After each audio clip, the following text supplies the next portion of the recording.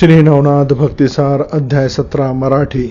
ह्या अध्यायामध्ये कानिफनाथ, गोपीचंद व जालंधरनाथाची कथा आहे। जालंधरनाथास विहिरीतील खड्ड्यातून काढण्यास प्रारंभ करण्यापूर्वी कानिफनाथाने प्रथम गोपीचंदाच्या आकाराचे 4 पुतळे बनवून घेतले व जालंधराला ज्या ठिकाणी ढकलले होते त्या ठिकाणी सर्व पुतळे घेऊन पोहोचले। त्यातील एक पुतळा ज्या ठिकाणी जालंधरास पुरले होते त्या ठिकाणी ठेवला व गोपीचंदाला कुदळीने घाव घालण्यास सांगितले व घाव मारताच बाजूला व्हायचे असे राजास सांगितले। कुदळीचा घाव घालताच आतून जालंधराने विचारले, कोण खणत आहे? तेव्हा गोपीचंदाने उत्तर दिले, मी गोपीचंद खणतोय। त्याबरोबर जालंधराचा क्रोधाग्नीने तो पुतळा जळून गेला। अशा प्रकारे 4ही पुतळे जळून नष्ट झाले। 5व्यांदा पुन्हा गोपीचंद जमीन खोदू लागला तेव्हा जालंधराने पुन्हा तोच प्रश्न केला। तेव्हा गोपीचंदाने पुन्हा तेच उत्तर दिले।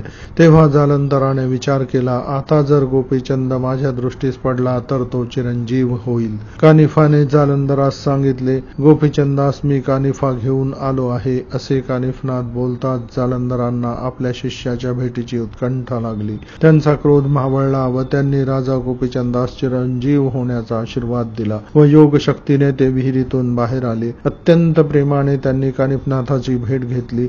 गोपीचंदाने जालंधराचे पाय धरले व त्यांच्याकडून दीक्षा घेण्याचे ठरवून आपण मला दीक्षा द्या अशी विनंती जालंधराला केली व जालंधरांनी सुद्धा त्याच्या विनंतीला मान दिला। जालंधराने राजाच्या कानात गुरुमंत्र सांगितला, त्यामुळे नश्वरतेच्या पलीकडे अंतिम सत्य आहे याची राजाला जाणीव झाली। राजाने संन्याशाचा वेश धारण करून जालंधराच्या सांगण्याप्रमाणे राजवाड्यामध्ये जाऊन स्त्रियांच्या जवळ भिक्षा मागण्यास गेला। तेव्हा राजा या अवस्थेत बघून राजस्त्रियांना रडू आले व त्या अतिशय दुःखी झाल्या। त्यांनी राजाला विनवण्याचा प्रयत्न केला, परंतु आता राजा पूर्णपणे वैराग्यशाली झाला होता।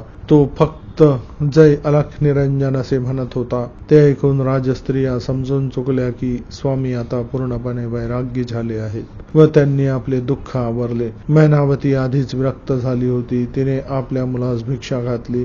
भिक्षा घेऊन राजा जालंधराकडे गेला। पाठोपाठ मैनावती सुद्धा आली। जालंधरनाथांनी गोपीचंदाला योगशास्त्रातील अनेक महत्वाच्या गोष्टी शिकविल्या।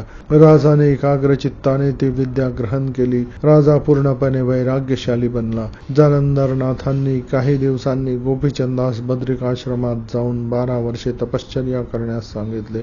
मैनावती राजवाड्यात निघाली। लुमावती खूप दुःखी झाली। तिने मुक्तचंद राजपुत्राला गादीवर बसविले। मंत्री सरदारांचा सन्मान करण्यात आला। जालंधरांनी तेथे 6 महिने निवास केला आणि राज्याची नीट व्यवस्था लावून दिली। त्याप्रमाणे राज्यकारभार सुरू झाला। फलश्रुती या अध्यायाच्या श्रवण पठनाने मानवाला योग सिद्धी प्राप्त होऊन सन्मार्गाची दिशा मिळते। दोस्तों नमस्कार। मेरे इस आध्यात्मिक चैनल के अपार सफलता के चलते मैं आपके लिए इस नवरात्रि में एक नया चैनल लेकर आ रहा हूं, जिसका नाम है समस्या निवारण। इस चैनल में मैं आपको कुछ टेक्निक बताने की इच्छा रखता हूं। इस टेक्निक को फॉलो करने से आपके रोज के जीवन में आने वाली समस्याओं का समाधान आपको मिल सकता है, ऐसा मुझे लगता है। इसलिए मेरा आपसे अनुरोध है कि मेरे इस नए चैनल को भी आपका सहयोग प्राप्त होगा।